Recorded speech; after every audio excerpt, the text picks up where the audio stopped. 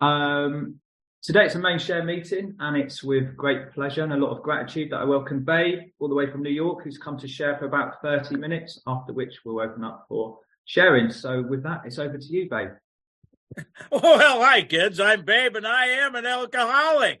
This whole idea of what is gratitude, what is humility, and lately it's been in my mind and my heart that how the people call them the third step promises, and they say the third step is the keystone to this arch through which we walk a free person. And I've been thinking how that third step decision is the keystone to every single step. Draw close to God and perform his work well. That's what we're supposed to do. And what happens is, I got a kick out of JJ. Well, let's hurry up and get sober, damn it.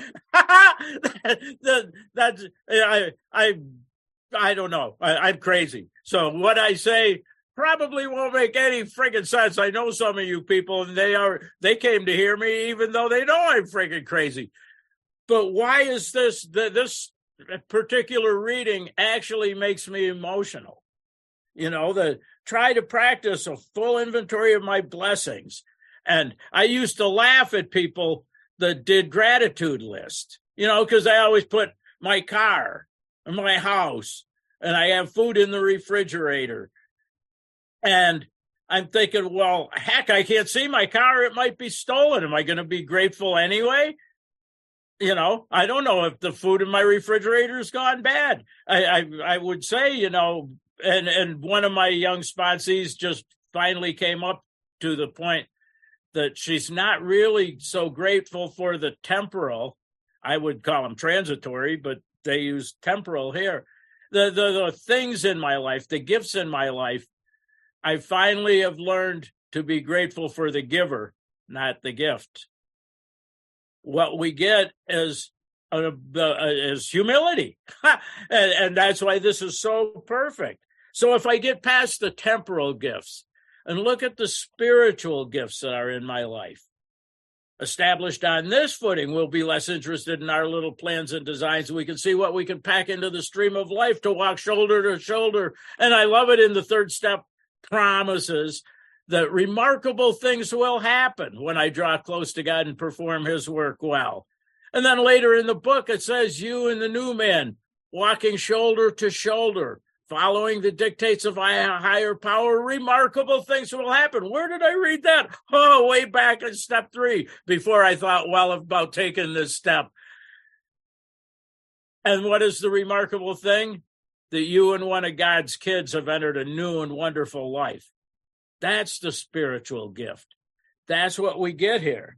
And so, okay, God, I'll take the gift. And actually, it's kind of forced upon us. The more humble I get, the gifts just come. I don't even have to work for them. I live this way of life, and it is beyond my wildest dreams. And if I think I have a lot to do with it, this joyful gratitude, when this kind of gratitude is affirmed and pondered, it displaces a natural tendency to congratulate myself. And that, you may think that I'm prideful, but I am not. I remember early on, a year or so into this, waking up weeping with joy and gratitude, a full and grateful heart, not even knowing what it was that I was experiencing. And I thought I was the only one that did that. I thought I had gone crazy. And you guys would have agreed. But I remember that I was working with a young lady, and we were meeting on a park bench outside the library. And I walked up to her, and she's just weeping openly. I said, Lisa, what's wrong? She said, Babe, this is just so beautiful. That's a full and thankful heart. That's brimming with gratitude. And it just happens through no effort on our part. Kind of like the 10-step promise. I do this stuff. I let God in. And so what I've been thinking about, and this reading kind of ties to it, So, and you may think it's weird, but I have made a conscious effort to take the word pride out of my vocabulary. It still slips in. A sponsee will do something, and I'm so proud of you, but it's not. I'm grateful that God put you in my life, and we're walking shoulder to shoulder. Because my grandson's only 16 years old. Even the internet says I'm unstable. I'm gleefully unstable. But, my grandson, I will say, Keeg, I'm so proud of you. He's such a great athlete. But I'm not. I'm grateful that I've been blessed with this beautiful child. Has nothing to do with pride. But, we all grow up with the sense of pride. I'm proud to be an American. What the heck? I crawled out of my mother's womb and was born here. What do I got to be proud of? I just show up. And so I can be enthusiastically humble. I'm brought to my knees every single day. And step 2, where it says, that the fundamental idea of God is in the heart of every man, woman, and child. And, and this I've been thinking about just lately. What is this fundamental idea of God? Is it an image of God? Is it the guy with the beard telling Adam to pull his finger? What I think the fundamental idea of God is humility, gratitude, love. If you want to be Oxfordian, absolute purity, absolute honesty, absolute unselfishness, and absolute love. I think we have the capacity to recognize that those absolutes are conceivable, never achievable. And that, to me, is the fundamental idea of God. This idea that we have, my new favorite word, if we want to do Sesame Street, the word for today is sentience, the capability to have feelings. And so people come in here and say, feelings aren't facts. We can't control our emotional nature, one of the bedevilments. But people try to deny their feelings. And what does it say in We Agnostics? This faith in God is as real as the feeling we have for a friend. So feelings are very real. To be a sentient creature, we have feelings. We live our life based on feelings. Isn't it our feelings that drive everything? So this feeling of love that God has put in our heart is what we try to do. We try to scrape off everything that we put around the ability to love. That's what the 4th step does. We swallow and digest some big chunks of truth about ourselves that have been blocking me off from the sunlight of the Spirit. What is the sunlight of the Spirit to me is the ability to feel love. And when I feel outgoing love, the finest of human emotions, this reading says, is the sunlight of the Spirit. I wake up just weeping with gratitude. Yesterday, some of you got my morning text. That's how I woke up yesterday. And it was so friggin' amazing. What I do is I wake up every morning, here I am, God. That's me coming to God with empty hands. Then I say, surprise me. It's a Richard Rohr thing. Love wholeheartedly, which is outgoing love. Be surprised, give thanks and praise, and you'll know the full measure of life. That's what this reading says.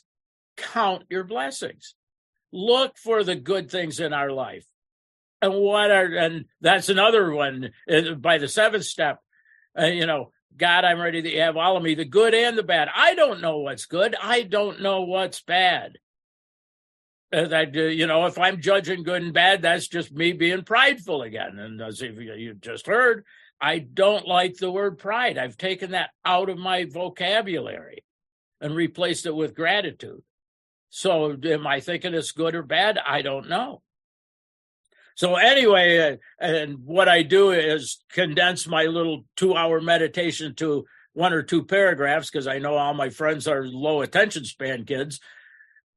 And I was just overwhelmed with the gratitude yesterday. And I don't have a written list. It's whoever pops in, There are some people, there are a couple of them on here now that just automatically in my heart, in my mind, I don't have to think of them first. But I was kind of going through the Rolodex in my heart of people that I wanted to say, I love you. Thank you so much. I am so grateful and so humbled that you are in my life. That's outgoing love. That's gratitude. Right after I sent that, one of my favorite people that I met on Zoom, he always sends a nice response to me. And yesterday he didn't. And it was odd. And then a few minutes later, I got a text, Bob passed away at 11:30 this morning. And there's my pride and my ego, but I hope he read my text that morning. That he was surrounded, sober, years of sobriety, just the sweetest guy. And his two favorite, he ended up every share that he did, I'm madly in love with Alcoholics Anonymous. And he died surrounded by his family. Is that a good thing or a bad thing? I was just overwhelmed with gratitude that God put that guy in my life for the brief period that I knew him. I learned that when my wife was going, you guys got to go get a snack now. You've heard this.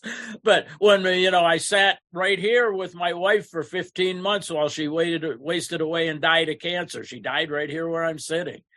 And in the dark moments, I was in meditation. And that's when God put into my heart, babe, somebody in my world is saying, this is the best day of my life. I fell in love. We're having a baby. And this was about 4 years ago. And that's when I was slapped with a brick. God has to hit me a little hard to wake me up. But in God's world, it's a beautiful world. And so I no longer get to have bad days. I get to have selfish days. And then one of my sponsees and I were talking how living right here in this moment, seeing that it's the most amazing world, where does our deepest gratitude come from? In the pain. Losing my friend Bob, losing my wife. And to come through that overwhelmed with gratitude. That's, so it's not that I got a car. It's not that I got food in the refrigerator. That I've been blessed with a full and open heart and let all God's kids in. And how can I not be grateful? So I was, and so right after I got this news about Bob, a guy called me and he said, babe, a friend of mine committed suicide last night. And I got to talk that guy through that. Well, aren't you just grateful that you got to know this woman? Aren't you grateful for what you've been given? And to go from grief to gratitude is not that far a leap when we let God into our hearts. One of my favorite sayings, because this is how I lived my life, you were all just furniture. And I didn't even cry when my mother died. I just had blocked everything out of the feelings. That's why I love being a sentient, emotional being now. But when my mom died, I didn't think anything of it. Actually, it was a relief to watch her die because she had suffered too. But anyway, to let people into my heart, the little saying that I love is the walls we build around our heart to keep out the pain also keep out the joy.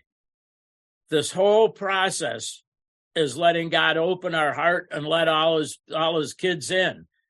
That's why I say, good morning, kids. We're just all kids on the playground. And what a bunch. God's the big playground director. We don't even know what game he's going to have us playing today. But we get to do it together. We're never alone again. That's what recovery is. It ain't, I've been sober 21 years and I just getting through life one miserable day at a time. And they're the AAEors. And I feel sorry for them. They don't know this finest of human emotions, outgoing joy, because my heart is just brimming with gratitude that every one of us is right here, right now, today. And so, and what is that but love? And outgoing love is the finest emotion, but being able to receive love, knowing that people love me, is also a pretty darn nice emotion, that I can hold out my hand and change somebody's life. Isn't that what we're supposed to do? Put their hand on the latch to the door of God's house, is the I stand by the door thing. They're blind, groping hands that don't even know there's a door, but hope there's a door, hope they can find a way to God's world. And my idea of God, you don't even want to hear about my idea of God. It ain't a religious one, but it is too, because what you believe, perfect. What everybody believes, absolutely right. If it works for you, good deal. So I have no right to tell you what your God should look like. But I tell you, when you put your heart and hands into God's hands, your heart will be filled with love and gratitude. And you will be grateful for all God's kids, every single one of them, even JJ. And I never tried to hurry a fuck up. You know, we get to live a life beyond our wildest dreams together. You know, when I was chasing pleasure for just me, it was a dark and lonely place. I built the walls around my heart. Why am I never happy? Because I'm in there all alone. And then we come into AA and somebody changes our life and we get to change lives and we get to do this. My young sponsee realized that she'd learned what love is by having her heart broken. We learn through the pain. Bill even tells us, you know, pain is the touchstone of spiritual growth. And that's when we know real love, real joy, real gratitude through the pain, like through my wife's death, through the death of my friend, through my other friends suffering through the loss of his friend. We get to hold each other's hand. We get to cry together. We get to laugh together. And so humility to me is not servile or scraping, as Bill says. I think we're obliged. We can't help, at least me, I can't help but be enthusiastically humble. It sounds crazy. You know, y'all might think I'm just an arrogant little troll, but it's real humility. How can I not? Bill even says that God has been so good to me, I just want to tell everyone. Third step prayer, take away my difficulties, of victory over them will bear witness to those I'd help of your power, your love, your way of life. This way of life, this Alcoholics Anonymous way of life, where we're all in this shit together, hand in hand, trudging the road of happy destiny. How can I not be overjoyed? How can I not tell people how great this is? And that's what Bill said. God has been so great to me that I just want to tell everyone. And what that is, I believe, is the true measure of humility. That I am just stunned every single morning with the blessings of every one of you, every person. You know, like I said, I go through the Rolodex in my heart every morning. And there's, since Zoom, they're everywhere. Here I am talking to a bunch of people in England. I don't know. I've never had a banger, but someday I might live long enough to have one of those. You know, and that I could add that to my gratitude list. Or I may not like them, but I can add that to my gratitude list. I get to participate in life. Good times, bad times, you know, in the marriage ceremony, good times, bad times, in sickness and in health till death does do part. We get married to life. We get married through God to each other, to every one of the kids on the playground. The central fact of our life is that our Creator's entered our heart in a way that's indeed miraculous. He didn't say he brought all of you with him. You know, let's let God into my heart, and boom, here's millions and millions of people that are going to stay sober. What do we got right now? 49 people here that are going to stay sober. That's a friggin' miracle for a bunch of drunks. And we're all in this together. And that's humbling. That just blows me away that we, of the hopeless variety, find this eternal hope. And not only hope, not just quitting drinking, but sharing our lives intimately. That's why the fifth step, I believe, is the most spiritual of all the steps. The you, me, and God sitting down, my sponsee calls it wrapped in the God blanket. tear off the masks. I don't have to put on a show anymore. I don't have to be anything, what you see is what you get. I love two things, the greatest compliments we can get in here. One is your recovery is showing. I was at a 4th and 5th step workshop for any 12-step group. And I was doing the relationships part of the 4th step. Anyway, afterwards, this young girl comes up and, babe, would you listen to my 5th step? I said, sure. Why? She said, because your recovery shows. That's living this program. We get to be an example of what recovery is. Not that I get to do that, but because I get to do that. I've been given the gift of love. Our recovery shows because we actually know real love, the finest emotion. Deep in the heart of every man, woman, and child is a fundamental idea of love. And we work so hard to block that off through selfishness, self-centeredness, resentment.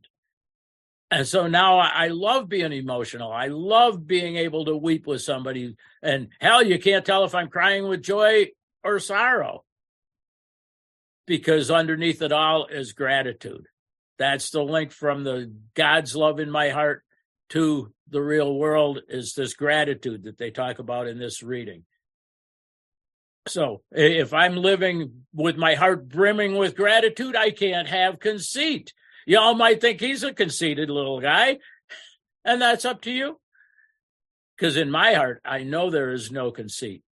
It's just humble gratitude that I've been blessed with this life beyond my wildest dreams, that I get to share it with God's kids, all of them, inside and outside of AA. And the other thing I love to hear is when, somebody meets me in person and says, babe, you're just the same in the meetings and you're in real life. Well, hell, why not? I say I don't have any secrets, but I got a lot of them because I've heard many, many, many, many 5th steps. But so I got secrets, but they're other people's. I have no secrets. What you see is what you get. Like me? Good. Don't like me? Also good.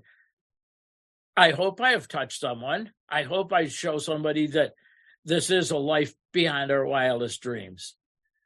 Bill, on page 8, no words can express that loneliness and despair, that bitter morass of self-pity, quicksand spread around us. I had met my master, it was alcohol. 2 paragraphs later, how dark it is before the dawn.